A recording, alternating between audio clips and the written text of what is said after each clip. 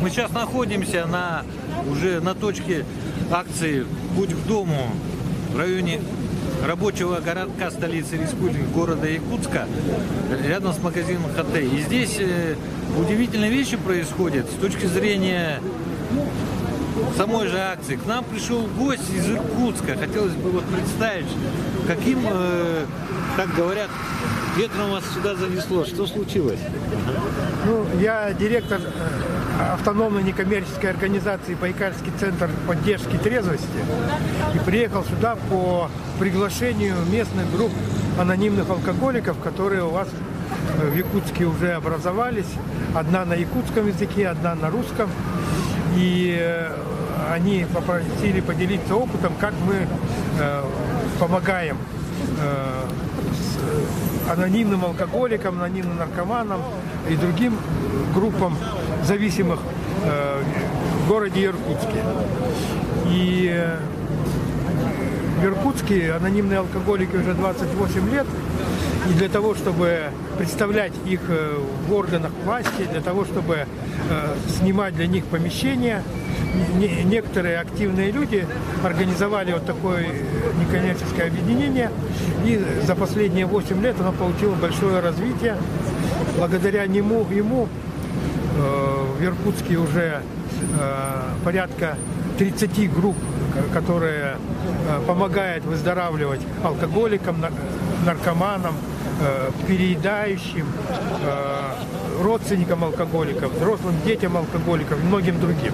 То есть она эффективная такая ваша позиция, да? Да, она эффективная. Мы сотрудничаем и с органами правопорядка, ГУФСИН. То есть они к нам направляют условно осужденных, кто связан с алкоголем.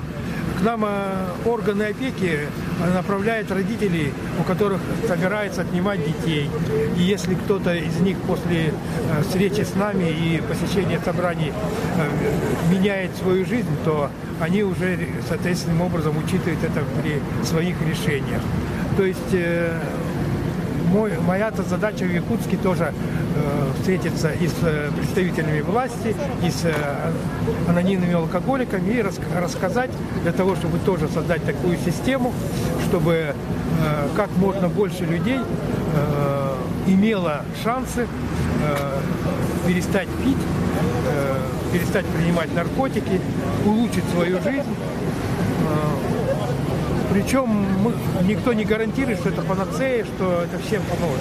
А вот акция «Путь к дому», вот сейчас вы увидели, как это организовано, что вы можете о ней сказать? У вас есть там в Иркутске такое? Ну, честно говоря, нет, я не видел вот именно таких акций. У нас есть в Иркутске ряд тоже организаций, как у вас, которые собирают бомжей, которые их там помогают получить документы, но вся проблема в том, что даже если они вернут им документы, если они возвращаются обратно в ту же среду, они опять их потеряют или вообще не будут ими пользоваться. Это, как говорится, да, круговорот. Дитя в и у нас с ними тоже есть взаимодействие в том плане, что алкоголиков они направляют к нам, а наши анонимные алкоголики направляют бомжей, приходящих на группу анонимных алкоголиков, ночевать вот в эти вот центры. Получается такой взаимный обмен, из которого люди имеют шанс выскочить в нормальную жизнь. Я, например, знаю в Петербурге одного бомжа бывшего, который сейчас имеет недвижимость в Черногории. То есть все-таки это все работает. Я хотел узнать, да, вообще вот это движение «Путь к дому», да, вот в Якутии, оно начало, это 4-я акция. Вот как вы своего опыта, это представляете, здесь 38 представителей, грубо говоря, общественных организаций, но и государственных органов.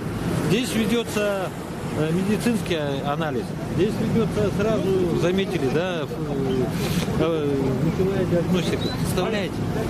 Я пришел, все это сфотографировал, и у себя, являясь экспертом Общественной палаты Иркутской области, я, естественно, там тоже доложу, и мне это нравится, и действительно, я понимаю, особенно в вашем климате, я представляю, сколько людей замерзает. У нас в Иркутске замерзает. У меня вот есть даже знакомые, которые гибнут зимой, когда не устроены или по разным причинам.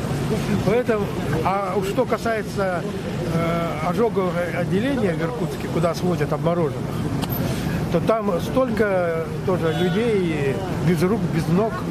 И сразу напрашивается вопрос, как вы относитесь к нетрезвителям? Их надо возобновлять. Ну, я могу сказать свое личное мнение. Оно не относится ни к мнению там каких-то либо анонимных, каких-то организаций. То есть мое мнение, как биолога и как консультанта по зависимостям, из моего опыта, я выступаю за медведрезвители, примерно такие, как они есть в Польше. Я сам был в Польше, смотрел.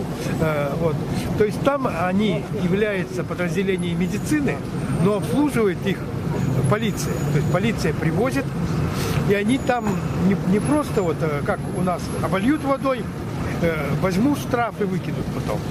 А они там прокапывают, платно причем. Они потом выплачивают за это прокапывание, приводят их в чувство, и пока они там прокапываются, лежат, прямо при них в поле проходит собрание анонимных алкоголиков.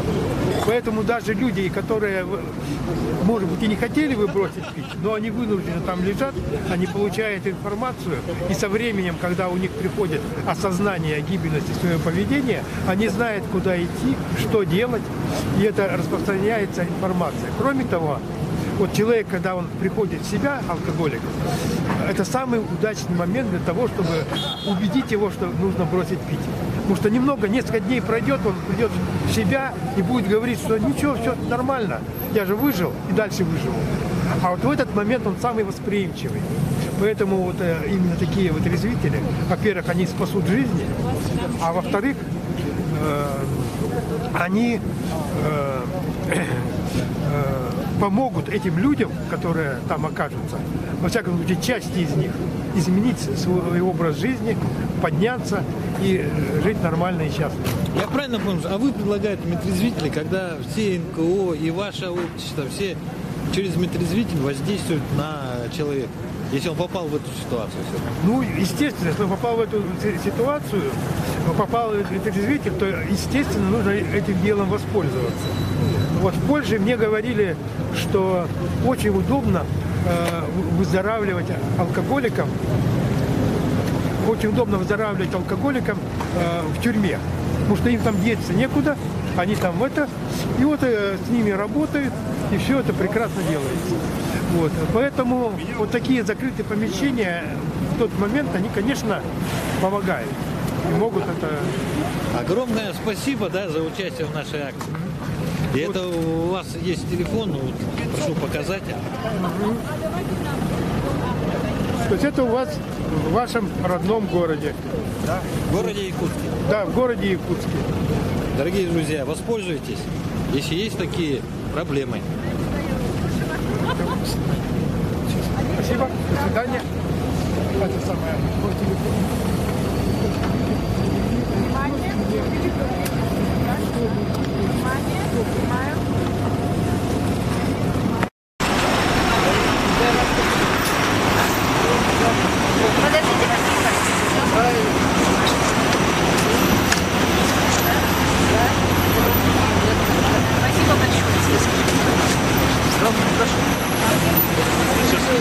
Нет, я начальник.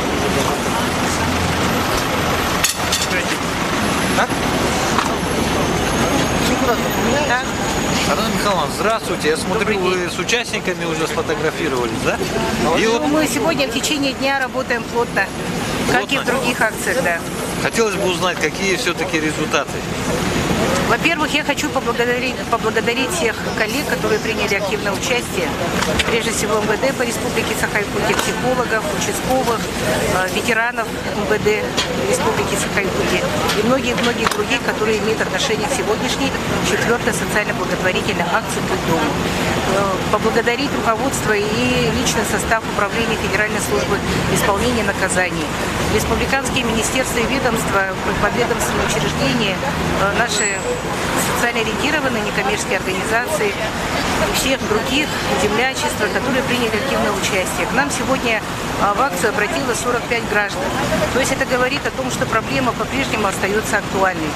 На сегодня по-прежнему есть потребность в медицинском обеспечении. На флюорографическое обследование обратились 41 человек, из них 9 гражданам поставлен диагноз признаки заболевания туберкулезом, которые незамедлительно были госпитализированы. Центр СПИД сегодня тоже, в общем-то, поработал очень ответственно, и у 5 граждан выявлены признаки ВИЧ-инфекции, и из них двое состоят на учете. И, к сожалению, тоже есть данные, когда граждане болеют венерическими заболеваниями. Надо сказать, что потребность в трудоустройстве на сегодня тоже достаточно высокая. Из 45 граждан 15 граждан изъявили желание работать дальше. То есть часть из них кто-то неформально сегодня работает, а их 3, а есть еще такие, которые хотят официально устроиться и получать заработную плату.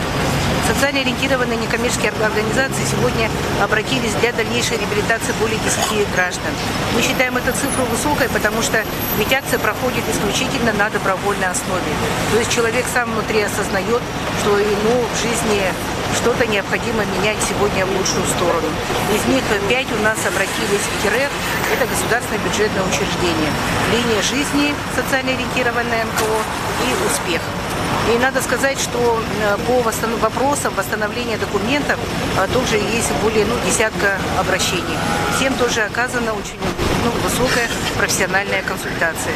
Поэтому мы сегодня благодарим средства массовой информации, наших журналистов, в целом неравнодушных граждан, которые высказались в социальных сетях, в средствах массовой информации в поддержку данной социально-благотворительной акции. Хочу заметить, что на сегодня возникают вопросы, каким образом, в каких форматах проводится социально-благотворительная акция.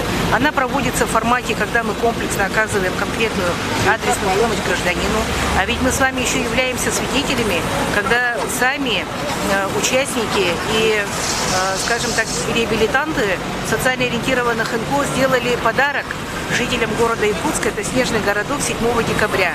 Это тоже является одной из форм акции «Будь к дому». Светлана Михайловна, я всем задаю вопрос, да, сейчас в прямом эфире. Один. Медвотрезвители в городе Якутске нужны? Да, медвотрезвитель в городе Якутске нужен. Огромное спасибо за проведение акции. Я думаю, что напоследок хотел бы сказать, что у нас будут еще акции такие. Еще, да, предстоят акции, поскольку мы хотим сегодня работу поставить на системной основе. Актуальность есть и обращение.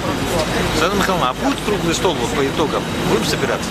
Если есть предложения, мы поддержим. Огромное спасибо. Сегодня в эфире был Олег Желмин, главный редактор средств массовой информации, телепрограмма «Точка взаимодействия».